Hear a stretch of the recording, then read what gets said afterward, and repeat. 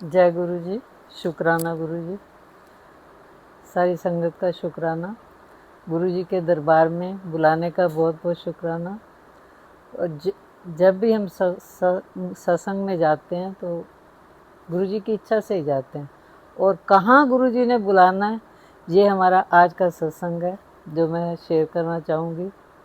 कि आज के डेट में 3 सत्संग हमारे उधर थे। चौथा सत्संग तो ये तो नोएडा हो गया, 3 दिल्ली में थे। और हम यही डिस्कस कर रहे थे दोनों की कौन सा सत्संग कहाँ जाएं। हैं तो सारे गुरु जी के सत्संग, तो कहाँ जाए जो अप्रोचेबल भी हो। तो इधर नोएडा का हमें सिर्फ यही प्रॉब्लम होती है आने की, क्योंकि लेट नाइट तो जैसे आज है, लेट नाइट तो हो ही जाते हैं, वापसी जाने में प्रॉब्लम। तो ये देखो कि कहाँ हमारा प्रोग्राम था। सागरपुर में 2 सत्संग थे, यही डिसाइड था। एक 3 बजे वाले पे चले जाएंगे, फिर 5 वाले पे चले जाएंगे, एक एक करके चले जाएंगे। अंकल जी का मैसेज देखा सुबह, इन्होंने आने का साधन बता दिया। तो मैं एकदम बड़ी खुश होके अपने अंकल को बताने गई। मैंने कहा करण अंकल का मैसेज आया। कहते क्या? मैंने कहा ऐसे ऐसे, वो सारा अरेंजमेंट हो गया। तो ये अरेंजमेंट किसने करवाया? गुरु जी ने। क्योंकि मन में इच्छा थी और मैं यही सोच रही थी कि वैसे तो हम अंकल से पूछते हैं अंकल जी कब सत्संग है, आने की इच्छा भी होती है, पर आज है सत्संग और हम जा नहीं पा रहे क्योंकि दूर है। तो वो भी अंकल ने और गुरुजी के थ्रू, गुरुजी ने अंकल के थ्रू बोल के हमें बुलाया। गुरुजी का बहुत बहुत शुक्राना, अंकल का शुक्राना, सौरभ अंकल का भी, बेटे का भी शुक्राना जो हमें ले आए। तब गुरुजी की जर्नी जो गुरुजी कहते हैं स्टार्टिंग से करें तो 2005 में सबसे पहले हम गुरुजी के दरबार में पहुँचे। गुरुजी ने हमें बुलाया। उससे पहले बड़ी इच्छा होती थी कि कोई गुरु बनाए, क्योंकि जैसे हमारी मम्मी थी या मदर इन लॉ थे, गुरु गुरु को मानते थे, चाहे गुरुद्वारे जाते थे, अपना गुरु बनाया हुआ था। हम सत्संग वगैरह पे जाते थे, पर कभी ऐसे जो कहते हैं ना नामदान, कोई राधा स्वामी का सत्संग में नामदान लेके आ रहा है कोई कहीं, तो हमारा किसी से वो कांटेक्ट नहीं हो पाया, नामदान वाली बात नहीं हुई हमारी। तो 2005 में गए तो पता नहीं कैसे गुरुजी ने अपने से जोड़ा, हमें पता ही नहीं लगा। एक पहले दिन में ही मतलब हमारे मन में गुरुजी रम गए उनकी छवि देख के। हालांकि हमने फर्स्ट डे उनको सिंपल ड्रेस में देखा था, कैजुअल ड्रेस में। गुरुजी ने बड़े मतलब प्यार से बिठाया। सत्संग तो ख़त्म हो चुका था और लंगर के बिना भेजा नहीं। तो सबसे पहली तो हम्बलनेस हमें वहीं दिखी कि गुरुजी जिनका इतना नाम है, इतने बड़े गुरुजी हैं और कितना संगत से कितना प्यार करते हैं। हमें बिठा के उन्होंने और अपने सेवादार को बोला प्रसाद करो, लंगर छकवाओ, जिद्दा पंजाबी च बोलते थे। फिर उसके बाद जब हम एम्पायर स्टेट हर सैटरडे को जाना शुरू किया, तो जैसे एम्पायर स्टेट की सीढ़ियाँ होती हैं, तो जैसे चढ़ना सीढ़ियाँ उतरना, तो अब इतनी हिम्मत नहीं होती थी कि गुरुजी के फेस पे हम अपनी नज़र मिला पाएँ। उनका इतना इतना ग्लो था, जैसे कहते हैं ना सूर्य को देखो तो आंखें चुंध आती हैं, ऐसे ही गुरुजी का फेस देखते कि हिम्मत नहीं होती थी। और मैं तो ख़ास तौर पे जैसे सीढ़ियों पे उतरने पहले देख लेंदी सी कि आज गुरुजी ने किहड़े रंग का चोला पाया। ब्लैक विच दर्शन किते, वाइट विच भी, पंजाबी बोल सकते, जो भी उन्होंने ड्रेस डालनी, कोई भी कलर। और उस टाइम इन्ने गोडी नहीं सी हुंदी ड्रेस उन्होंने, सिंपल और खुले जिस तरह पाते हैं गुरु जी अजकल भी असी दरबार च लगाने हैं, पर इन्हें गोडी नहीं सी हुंदे, प्लेन हुंदे सी। धीरे धीरे गोडी होने शुरू हो गए, संगत ने बनवा के लिया। उस टाइम गुरु जी ने एक गुरु जी के सत्संग की सब तो अच्छी चीज़ जो साढ़े मन को अट्रैक्ट की कि जो नवी संगत आती सी उन्होंने सब तो पहले पता नहीं सानू सी इस चीज़ का पता। पहली बारी जो असी सत्संग गए तो जो सेवादार सी उन्होंने सानू गुरु जी के चरणों के नाल जो गुरु जी की ਲੱਗੀ ਹੋਈ ਸੀ ਆਸਨ ਜਿੱਥੇ ਗੁਰੂ ਜੀ ਬੈਠੇ ਸੀ, ਚਰਨਾਂ ਦੇ ਨਾਲ ਬੈਠੇ। ਬਹੁਤ ਅੱਛਾ ਲੱਗਾ, ਬਹੁਤ ਅੱਛਾ। ਮਤਲਬ ਐ ਸੋਚੋ ਕਿ ਲੱਗਦਾ ਸੀ ਕਿ ਜਿਵੇਂ ਅਸੀਂ ਸਵਰਗ ਵਿੱਚ ਆ ਗਏ ਹਾਂ, ਬਿਲਕੁਲ ਸ਼ਾਂਤੀ। ਔਰ ਸਾਰੀ ਸੰਗਤ ਆਰਾਮ ਨਾਲ ਬੈਠੀ ਹੈ। ਔਰ ਸਾਨੂੰ ਤਾਂ ਇਹ ਵੀ ਨਹੀਂ ਸੀ ਪਤਾ ਸੀ ਕਿ ਅਸੀਂ ਕਿੰਨੀ ਕਿਸਮਤ ਵਾਲੇ ਹਾਂ ਜੋ ਇਸ ਜਨਮ ਵਿੱਚ ਗੁਰੂ ਜੀ ਮਹਾਰਾਜ ਦੇ ਸਾਕਸ਼ਾਤ ਦਰਸ਼ਨ ਕੀਤੇ, ਉਹਨਾਂ ਦੀ ਬਲੈਸਿੰਗ ਲਈ। ਔਰ ਹਰ ਸੰਗਤ ਨੂੰ ਇਹੀ ਹੁੰਦਾ ਸੀ ਕਿ ਗੁਰੂ ਜੀ ਦੇ ਸਾਹਮਣੇ ਬੈਠੀ ਹੈ। ਸੰਤ ਗੁਰੂ ਜੀ ਨੇ ਖੁਦ ਹੀ ਬਿਠਾਇਆ, ਦੋ ਸਤਸੰਗ ਵਿੱਚ ਬੈਠੇ ਹੋਣੇ, ਫਿਰ ਧੀਰੇ ਧੀਰੇ ਜੋ ਨਵੀਂ ਸੰਗਤ ਆਉਂਦੀ ਸੀ ਉਹਨੂੰ ਅੱਗੇ ਬਿਠਾ ਦਿੰਦੇ ਸੀ।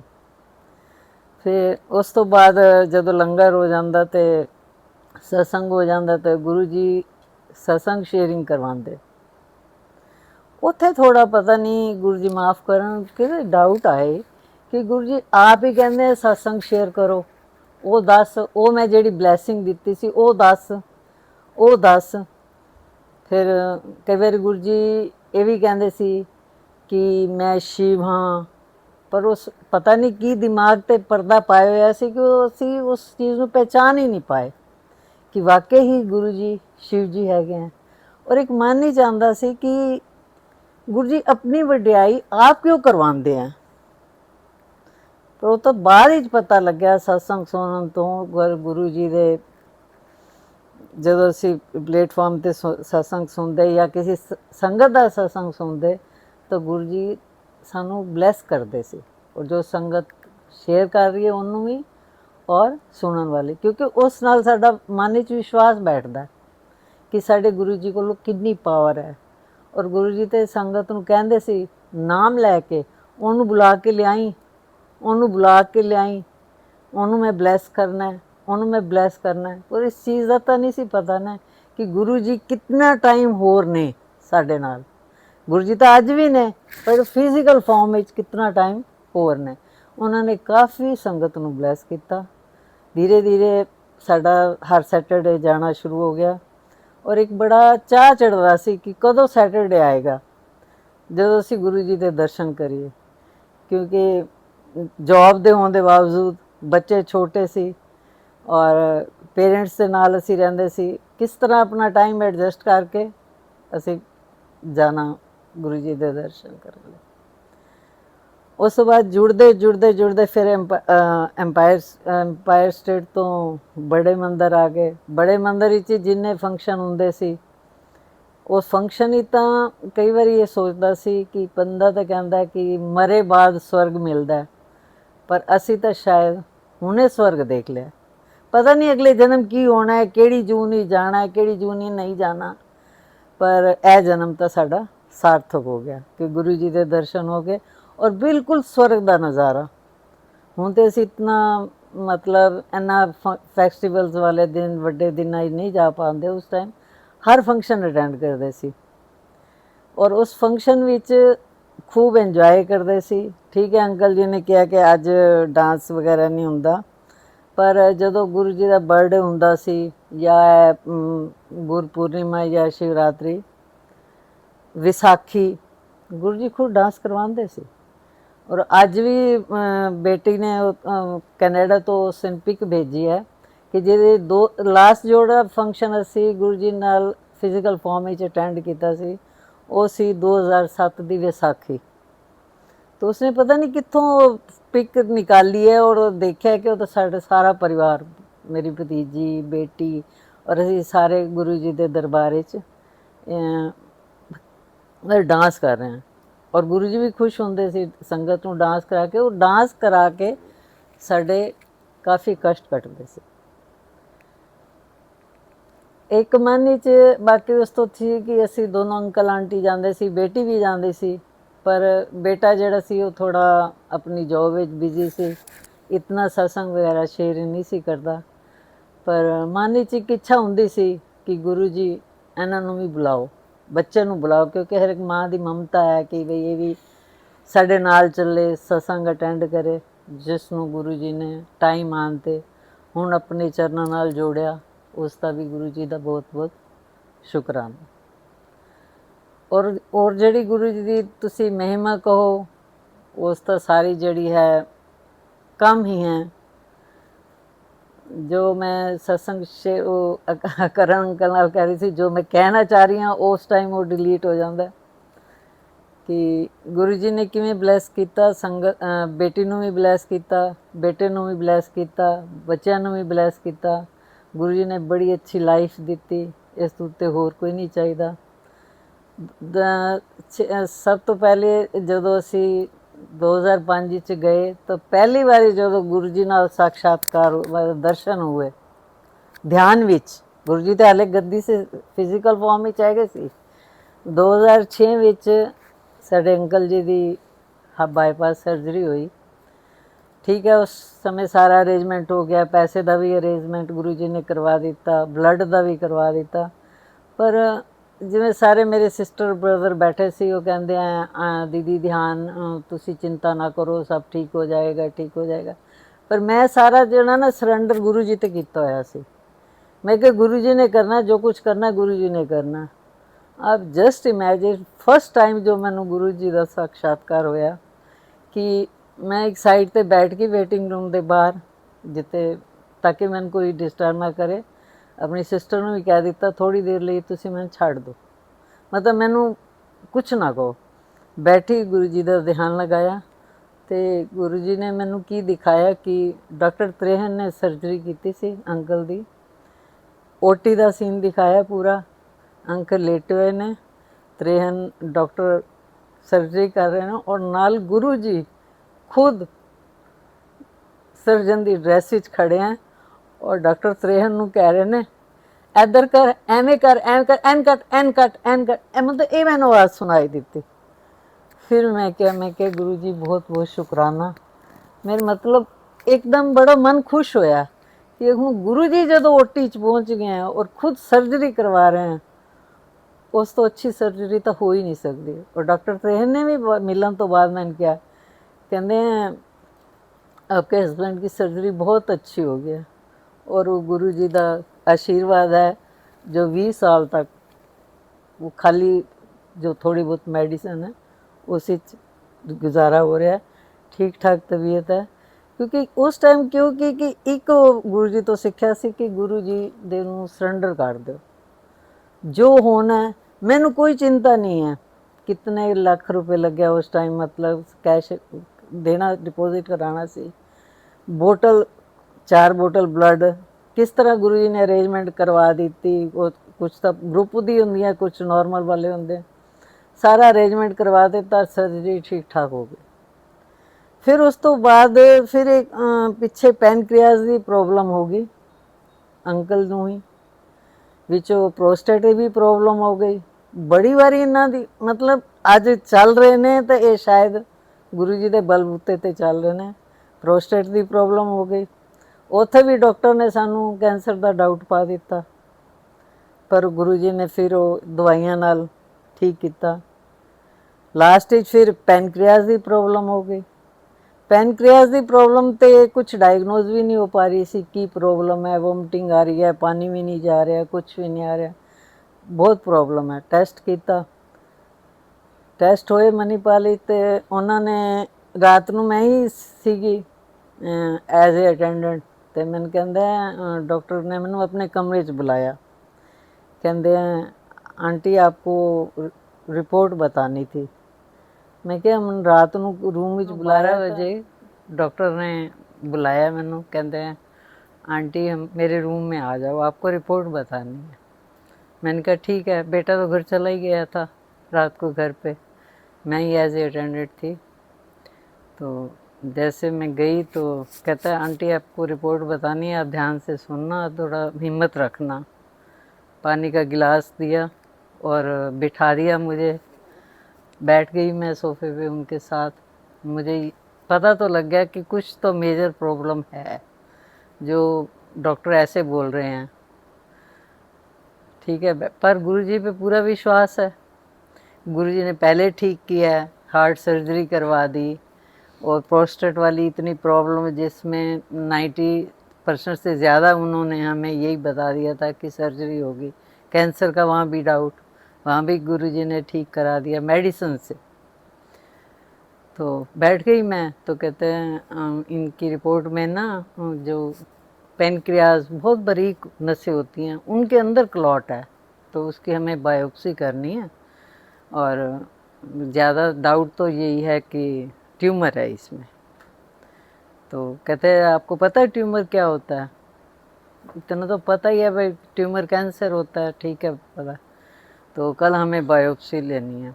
हमने अपने फैमिली डॉक्टर से, अपना एलपीजी में डॉक्टर हैं हमारे जो मेडिसिन के, उनसे सलाह की।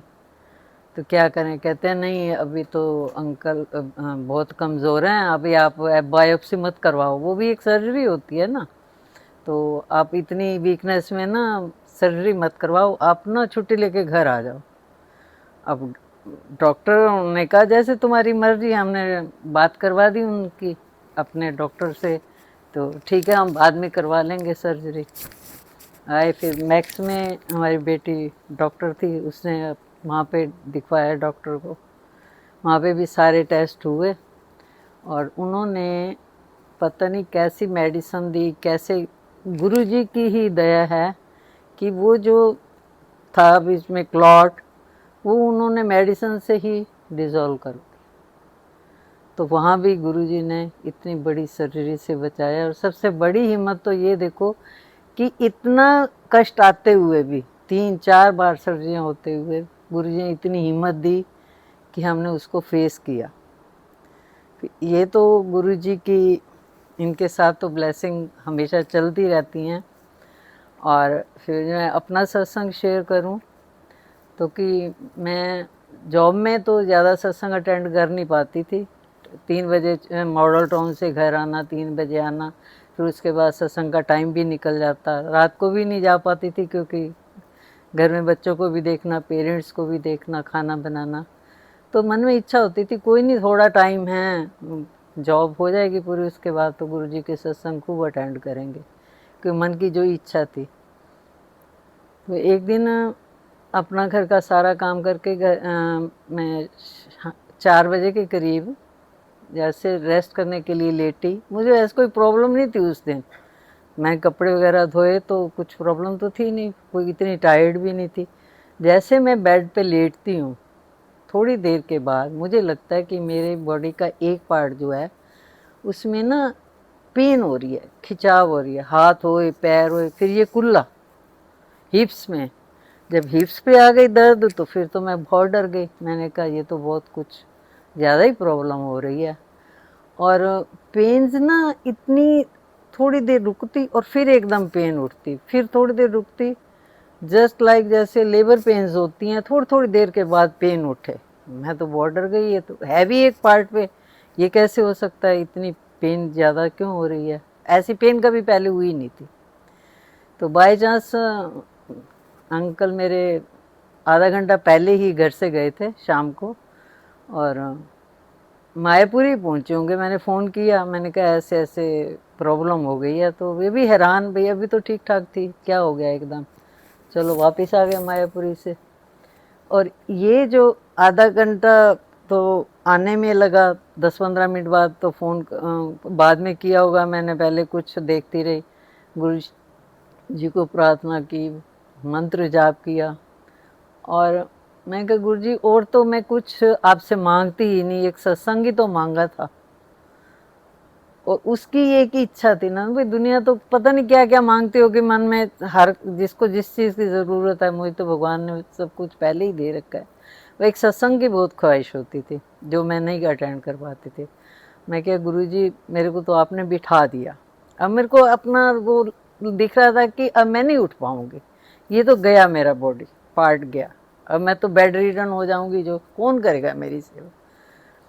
तो इतनी देर अरदास करती रोई, बस गुरु जी के आगे, एक घर में गुरु जी थे और मैं थी, और घर में कोई तीसरा बंदा ही नहीं था। इतने आधे घंटे बाद अंकल आते हैं, थोड़ा 19-20 फर्क पड़ा था, ले गए वहाँ पे हमारे चानन देवी हॉस्पिटल है द्वारका के पास। उन्होंने रात को रखा इमरजेंसी में, सारे टेस्ट किए, सब कुछ किया। और गुरुजी ने उस थोड़े से टाइम में ही वो जो दिखाना था मुझे, कि जो मैं कभी मन में कभी बोल दिया होगा मैंने सत्संग सुनते हुए, गुरुजी सबके साथ चमत्कार करते हो, हमारे साथ तो कभी ऐसा कोई चमत्कार नहीं हुआ। तो शायद गुरुजी ने मुझे वो जवाब दे दिया कि देखना चमत्कार हूँ दास। मैंने कहा तो भैया कान को हाथ लगाए, मैंने कहा गुरुजी ऐसा चमत्कार मुझे नहीं चाहिए। तो ठीक है, आपके दर्शन हो जाएं, मुझे ड्रीम दर्शन हो, जो हो, मुझे बहुत अच्छा लगता है। अंकल को कई बार अंकल भी बताते हैं मुझे ड्रीम दर्शन आया, मैं कहती मुझे तो ड्रीम दर्शन नहीं हुए कभी। तो उसके फिर बाद में गुरुजी ने ऐसे ड्रीम दर्शन करवाए कि ड्रीम दर्शन भी क्या, वो तो साक्षात गुरुजी ने मुझे अपने पास ही रखा। कि ये 2-3 साल पहले कोविड के बाद की बात है कि किचन में मैं सुबह नाश्ता ही बना रही थी। उस दिन बाई चांस मेरा भतीजा भी आया हुआ था, कोई एग्ज़ाम देने थे, हम 3 लोग घर पे थे। तो उसको कॉलेज जाना था, मैं नाश्ता बना रही थी। जैसे मैं ड्राइंग रूम में नाश्ता देने के लिए आई तो अंकल कहते हैं एतन क्यों हो रहा है, ए ब्लड क्यों आया की है, ब्लड आ रहा है सारा नाक पे। मैं कुछ भी नहीं है, शॉल पाई हुई सी, रेड शॉल सी, मैं साफ कर देती हूँ, नहीं मैंने तो पता ही नहीं लगा। और मेरी सारी शर्ट और सलवार वगैरह ऐसे ब्लड ब्लड हो रही है, मुझे पता भी नहीं, कोई पेन भी नहीं हो रही।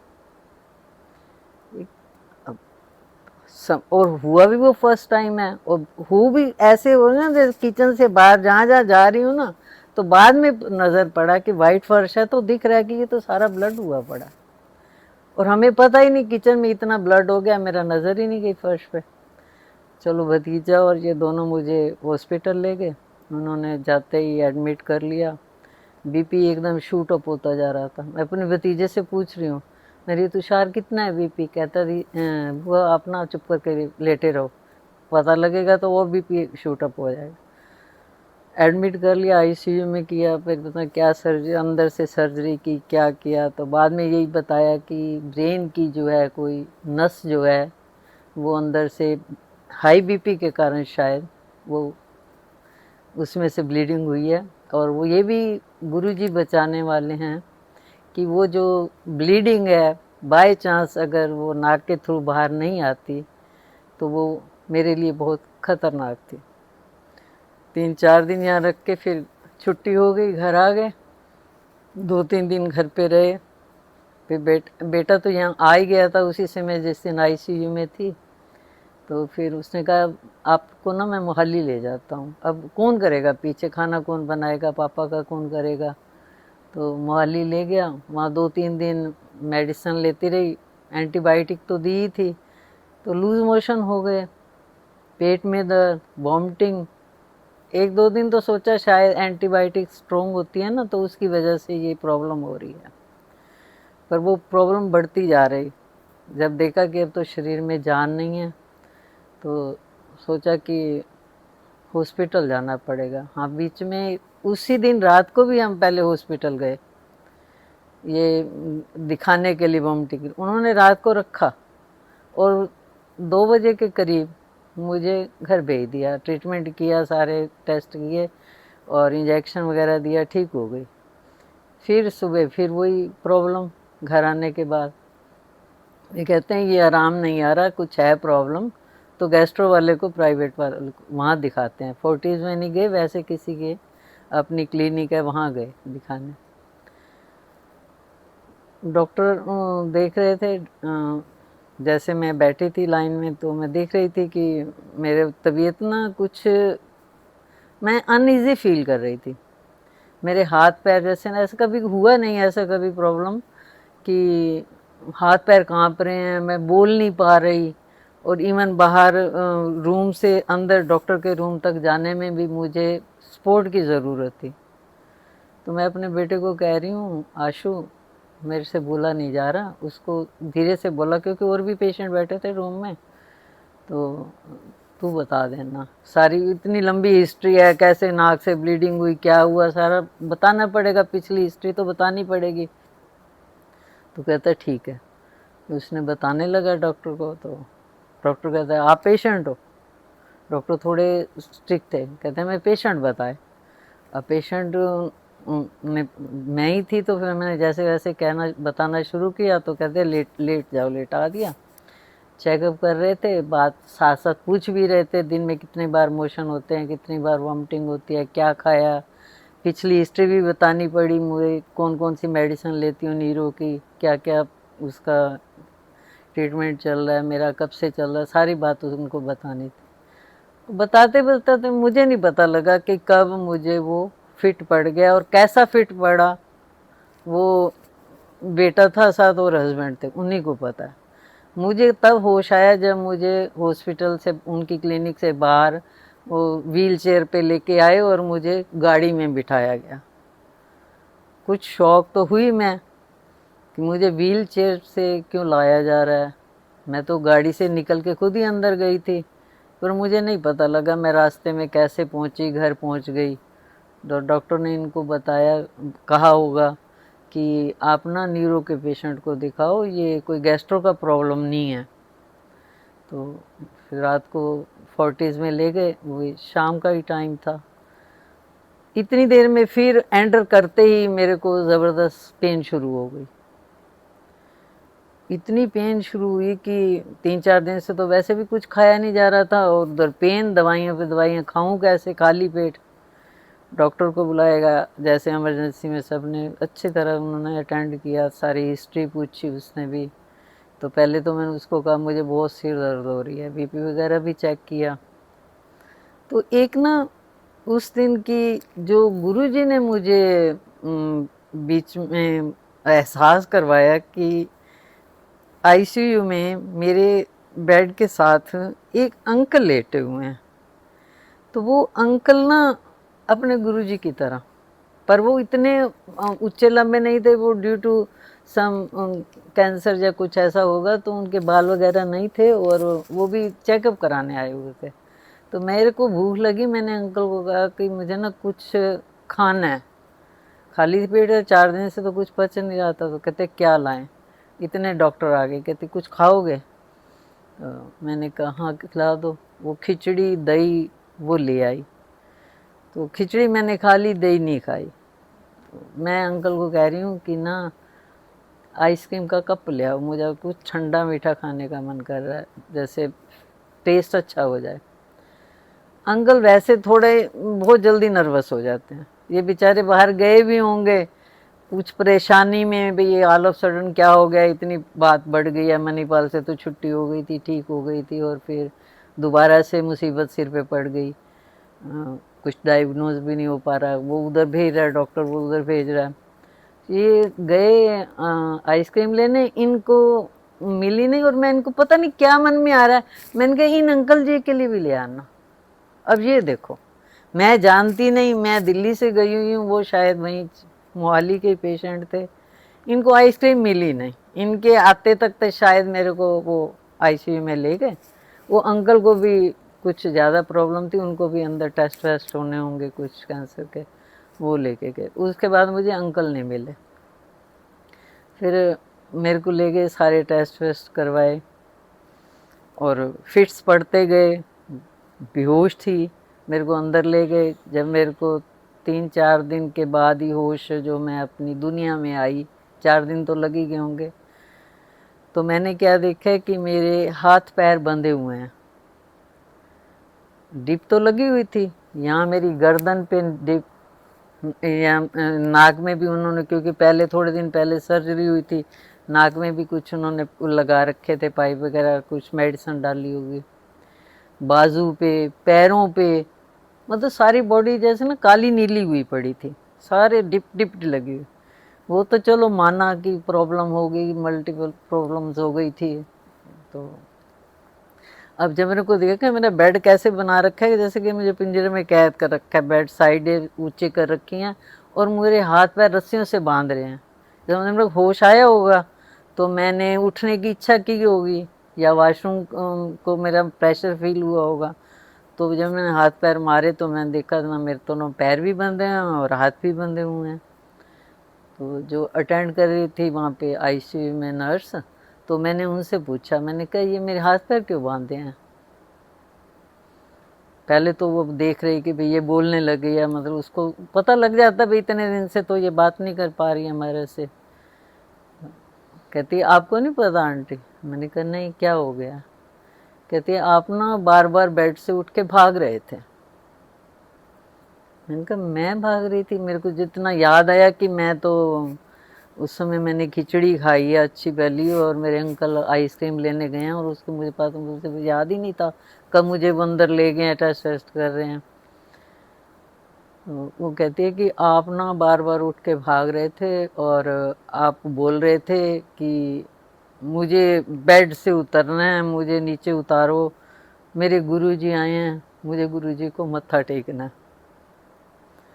तो एक नर्स कहती है मैंने आपको कहा भी था कि आप बेड से नहीं उतरोगे, और डिप वगैरह लगी हुई होंगी, तो आप ना लेटे लेटे ऐसे ही मत्था टेक दो। मैंने कहा आप कमाल करते हो गुरुजी, मेरे को यहाँ पे दर्शन देने आए हैं और मैं बेड पे लेटे लेटे मत्था टेकूं? कम से कम मुझे नीचे तो उतार दो, मुझे मत्था तो टेकने दो, नीचे नहीं जाऊंगी तो यहाँ पे बेड से तो उतारा। उन्होंने नहीं उतारा होगा, उसके बाद फिर फिट पड़ गए होंगे। तो ऐसे सिलसिला चलता रहा 3-4 दिन। मैं मतलब गुरुजी के पास ही थी, गुरुजी मेरे पास नहीं थे, मैं ही गुरुजी के पास थी।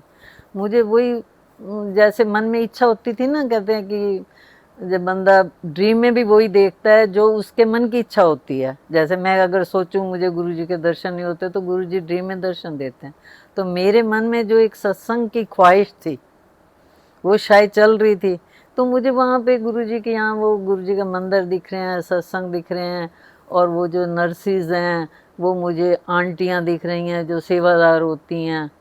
मतलब सारी उधेड़ बुन चल रही है, कभी मुझे क्या हो रहा है क्या नहीं हो रहा, क्या बोल रही हूँ कुछ नहीं, मुझे कुछ याद नहीं है। जो मुझे उन नर्सिस ने बताया, डॉक्टर्स ने बताया, तो वही मुझे बाद में पता लगा। अंकल और बच्चे जाते थे देखाते थे, उनको यही पता होता था भी अभी वो होश में नहीं है, या मैं कुछ बोलती थी तो इतनी डिटेल में इनको बाद में ही बताया सब कुछ। तो उसके बाद फिर मैं उनको कह रही हूँ कि मेरे गुरुजी आए हैं तो आप थोड़ा सा वाइट चादर बिछा दो और थोड़े फूल से बिछा दो। तो कहते हैं वाइट चादर कहाँ से लाएं, उन्हीं की वर्डिंग है। तो मैं उनको कह रही हूँ कि हो आपके वहाँ ये ऐसे चादरें बिछी हुई हैं वाइट, तो आपके यहाँ बेडशीट्स तो होती हैं, फ्लावर थोड़े से मंगवा लो, लिफ्ट से आए गुरुजी या सीढ़ियों से आए, क्योंकि मैं मेरा बेड ऊपर छत पे है और मुझे गुरुजी अभी सीढ़ियों से चढ़ते हुए दर्शन दे रहे हैं, तभी मैं बेड से उतरना चाह रही थी। उन्होंने तो फिर सोच लिया होगा ये पागल हो गई है औरत। जब वो होते हैं पेशेंट, दिमाग न्यूरो पेशेंट तो है ही सही, हो गया होगा दिमाग फेल, बोलती जा रही जो भी उन्होंने सोचा होगा। डॉक्टर आए जो कुछ आए, तो मैं नर्सों को भी मैं यही कहती कि आंटी आपका ड्रेस कोड एक ही है, आपकी आप कितने दिन से सत्संग में हो, आप घर नहीं जाते हो, जैसे ऐसी ऐसी बातें कर रही हूँ। वो बच्चियां हैं वो भी सोचती होंगी आप तो बुढ़ी है, भी हमारी एज 70 के करीब, उस समय चलो 2-3 साल कम थी, तो हमें आंटी कह रही है। अब जो तो गुरुजी की संगत से जुड़ी होगी उसको तो पता लगेगा कि गुरुजी कौन है और आंटी कौन है। तो और जो बाकी जेंट्स पेशेंट्स को अटेंड करने वाले थे बॉयज़, तो वो भी कभी आते पूछने हाल, या डॉक्टर आते जूनियर डॉक्टर बड़े डॉक्टर, तो मैं उनको अंकल बोलती। उनकी भी वाइट कोट होता था, वाइट ड्रेस होती थी, तो मुझे वही था, सारा सत्संग का नज़ारा नज़र आता था। और एक उसमें मुझे ये सारी बात चलती रही, तो एक दिन गुरुजी ने मुझे जब शायद जब मैं लास्ट में होश में आई, तो उस समय मुझे गुरुजी ने कैसे दर्शन दिए और कैसे अपना एहसास करवाया कि मेरे को एमआरआई मशीन में एमआरआई के लिए टेस्ट करने के लिए ले गए कि अब क्या कंडीशन होती है। पहले तो एक करी थी एडमिट होने के टाइम, तो फिर वो वही वाली प्रिकॉशंस बता रहे हैं जैसे उनकी ड्यूटी होती है, या उन्होंने कुछ फीड किया होता है कि आप हाथ पैर मत निकालना, आप सीधे लेटे रहना, कुछ आपके पास बेल है, कुछ प्रॉब्लम हो तो बेल बजा देना, और धड़ाम धड़ाम की आवाज़ें आएंगी, और आप घबराना मत। तो ठीक है, एज यूजल हमारी आदत ही साल में एक बार तो मेरा एमआरआई होता ही है, उस समय भी होता था। तो वो सुन रही थी, तो इनके दौरान बीच में मेरी एक और जो इच्छा थी कि 10-11 दिन मेरे लगभग हो गए थे, और मेरा जो नित्य नेम था वो टूटा हुआ था, वो भी मजबूरी से, क्योंकि मणिपाल में एडमिट थी आईसीयू में। तो वहाँ मुझे कुछ वो जपजी साहब या मोबाइल या मेरा सुखमनी साहब का गुटका जो मैं हमेशा अपने पास रखती हूँ, जैसे आपके यहाँ भी आई हूँ तो मैं उठा कर, क्योंकि भाई देर हो जाएगी, 12 भी पी सकते हैं, तो मेरा कोशिश होती है, गुरुजी ने जब से जोड़ा है कि भाई ये पाठ मेरा मिस ना हो। तो वो आईसीयू में तो ले नहीं जाने देते, तो मैंने यही सोचती थी कैसे करूं। अब मैं कभी रिवीजन अपने दिमाग पे जोर डालूं, डॉक्टर तो कहते हैं टेंशन मत करो, टेंशन तो मुझे सिर्फ यही थी कि मेरा नित्यनेम टूटा हुआ है। अब मैं अगर जो मैं बचपन से हनुमान चालीसा पढ़ती आ रही हूँ, मुझे वो भी भूल गया। शायद सेकंड थर्ड से हमें वो रटा हुआ होगा।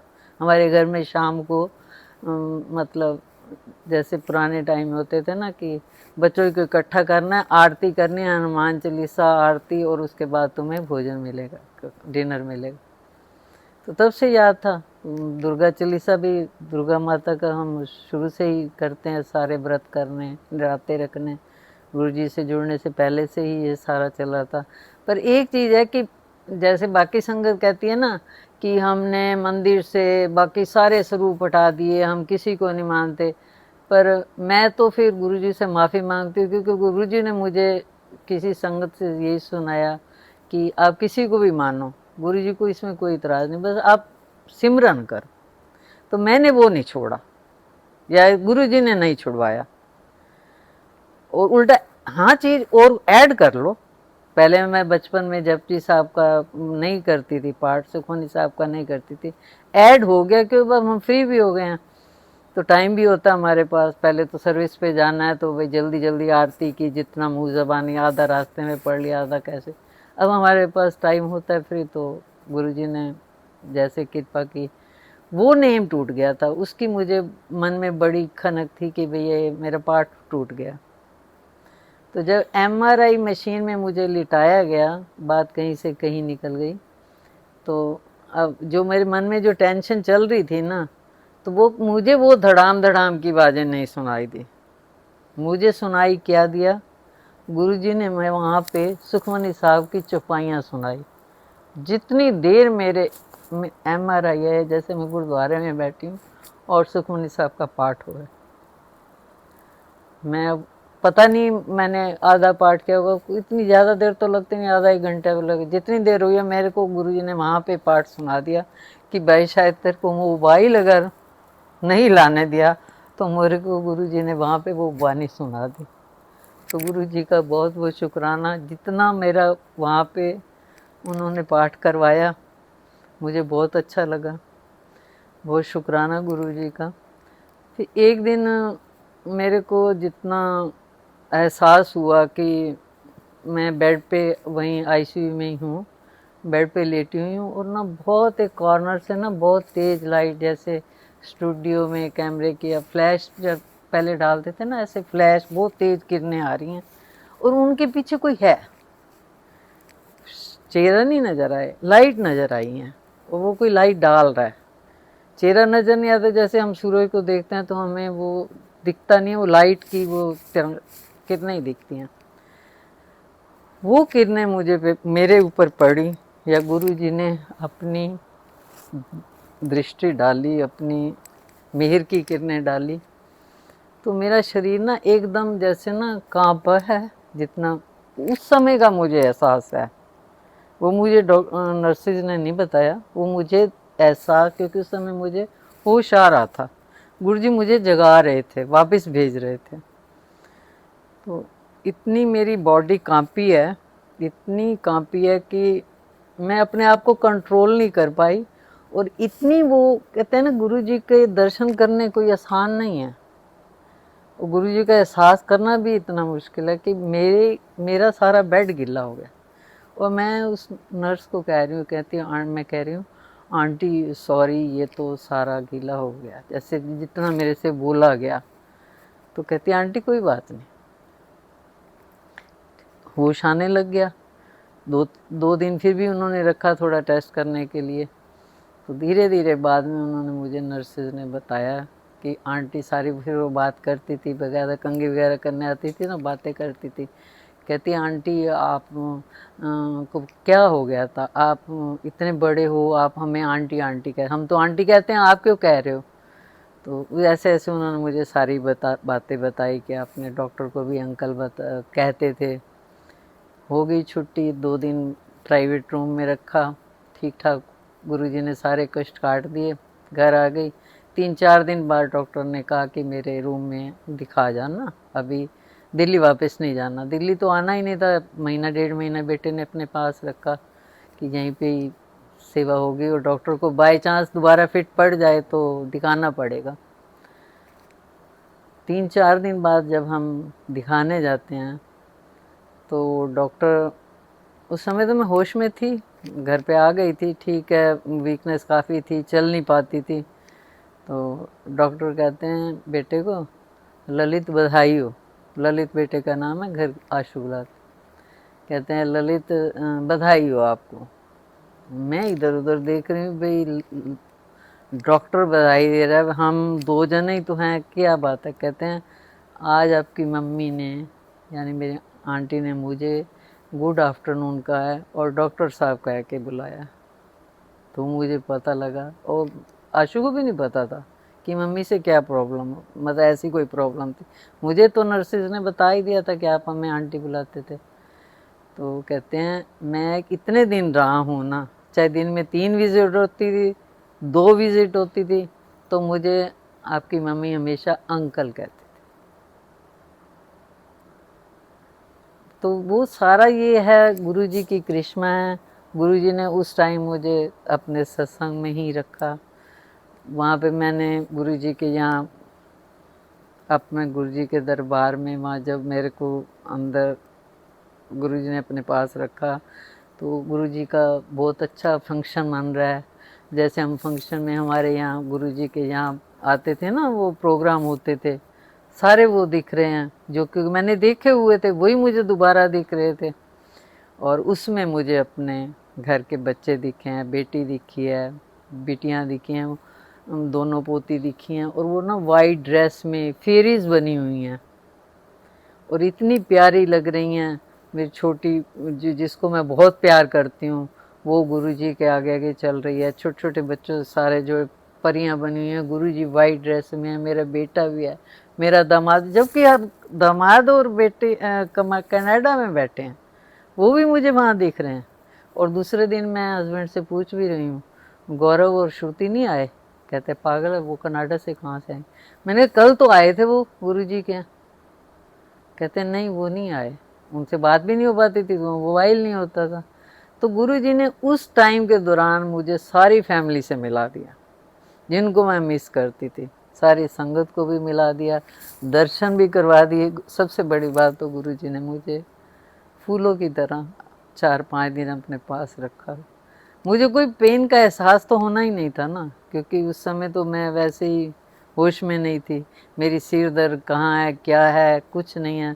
दिखती थी तो बटरफ्लाइज दिखती थी, गुरुजी का सत्संग दिखता था, वही जो गुरुजी की बानी, गुरुजी के भजन, मतलब वो 4 दिन तो मैं, जो 4-5 दिन थे गुरुजी ने अपने पास रखा। तो ऐसे कि मैंने इस जन्म में एक तरह से स्वर्ग में एंट्री मार के वापस आई हूँ। अब गुरुजी ने वापस क्यों भेजा है, ये गुरुजी की इच्छा, शायद मेरा अभी टाइम नहीं था। और मैं यही सोचती हूँ कि अब जब लास्ट टाइम हो तो मैं तो कई बार इच्छा होती है, याद करती हूँ ना, खाली बैठती हूँ तो कई बार मन में आता है भाई गुरुजी आपने सब कुछ दिखा दिया, अब सब कुछ मिल गया, अब क्या है, बस अब तो यही इच्छा है कि जब मैं जाऊँ तो मुझे उसी तरह, उसी सीन में जैसे मुझे आप पहले ले गए हो ना, वैसे ही ले जाना। आनंद आ गया गुरुजी के दर्शन करके, और गुरुजी की बहुत बहुत कृपा। गुरुजी इसी तरह सत्संग अटेंड करवाते रहे। मेरे सारे रोग गुरुजी ने उस समय काट दिए। 3 साल हो गए हैं, ठीक है मैं दवाई ले रही हूँ, पर वैसा फिट कभी नहीं। गुरु जी ने बहुत बख्शा हुआ है। मेडिसिन ज़रूर लेती हूँ बीच में कईयों के, क्योंकि हर सत्संग में हमें जवाब मिलता है और हम उसको जो मेरे लिए अप्लाई होना मैं वही सुनाएंगे गुरु जी मुझे। तो बीच में दवाई इरेगुलर हो गई थी, जबकि मेरी जो न्यूरो की प्रॉब्लम है तो डॉक्टर ने मुझे कहा था कि आपका खाना मिस हो जाए पर ये दवाई मिस नहीं होनी चाहिए, कि ये ज़रूर लेनी है। तो वो बीच में इरेगुलर हो गई। तो मुझे गुरुजी ने फिर एक बार सत्संग में सुनाया कि जेड़ी दवाई भी है ना वो भी मेरी कृपा नाल लगती है। डॉक्टर अपना काम करनगे, मैं अपना काम करांगा। तुसी अपना विच अपना दिमाग ना लगाया करो कि ਅਸੀਂ कोई भी सत्संग सुनिए उस दे नाल वो होया, उस दी दवाई बंद हो गई, वो ठीक हो गया। उसके कर्म उसके नाल ने, मेरे कर्म मेरे नाल ने। ज़रूरी थोड़ा मेरे कर्म इतने अच्छे हैं कि मैं बिना दवाई दे ही ठीक हो जाऊंगी। फिर उस दिन तो गुरु जी ने सत्संग सुना के ऐसे ही दी थी कि अपना मेडिसिन अपने कोल रखो, रेगुलर रखो, बाकी मेरे ते छड़ दो। वो गुरु जी ते सरेंडर किया। गुरु जी इस तरह कष्ट कट्टन, बाकी सारे घर ते मेहर करन, सारी संगत ते मेहर करन। बाकी फिर कदे मौका मिलिया तो गुरु जी सेवा का मौका देना। शुक्राना गुरु जी महाराज, शुक्र। कोई गलती हो तो माफ़ करना। जय गुरु।